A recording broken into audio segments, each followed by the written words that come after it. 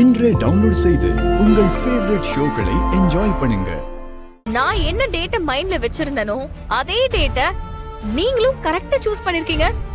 Super Bharathi. அது என்ன டேட்னு தெரிஞ்சுக்கலாமா மேடம்? செப்டம்பர் 11ஆம் தேதி எனக்கும் ஆதிக்கும் கல்யாணம்.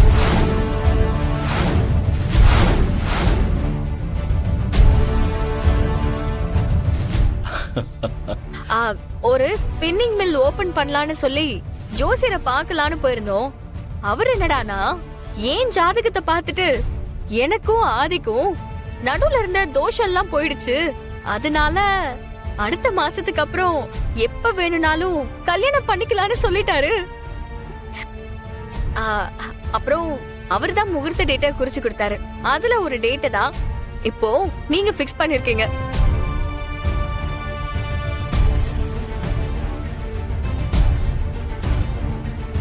கல்யாணத்துக்கு இன்னும் 1.5 மாசம் தானே இருக்கு. நாளைக்கு காலையில இருந்து வேலையை ஆரம்பிச்சிட வேண்டியதுதான்.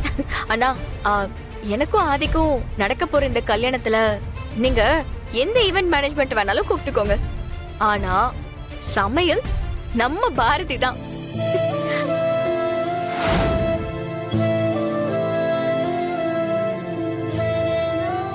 நீயே சொன்னதுக்கு அப்புறம் அதுக்கு மறுபேச்சே கிடையாது. பாரதி, உங்களுக்கு ஓகே தானே?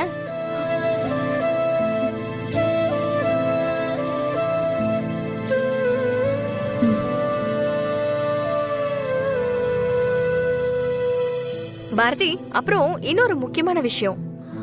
என்னோட கல்யாணத்துக்கு தேவையான என்னோட ட்ரெஸ்ல இருந்து ஜுவல்ஸ், ஹேர் அக்சசரிஸ்னு எல்லாத்தையுமே நீங்க தான் சூஸ் பண்ணி கொடுக்கணும். அதுக்கு என்ன மேடம், பண்ணிட்டா போச்சு.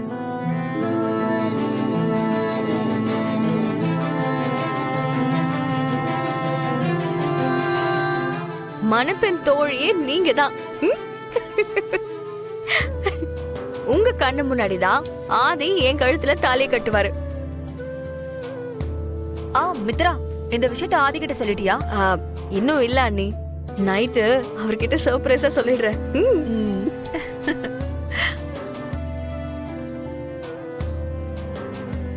சரிங்க மேடம், எனக்கு கொஞ்சம் வேலை இருக்கு, நான் போய் முடிச்சிட்டு வந்துடுறேன்.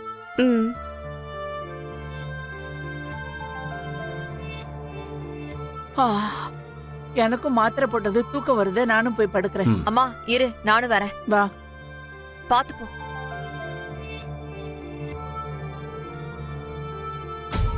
மித்ரா, இப்ப எதுக்கு உனக்கும் ஆதிக்கும் செப்டம்பர் 11th மேரேஜ்னு போய் சொன்ன?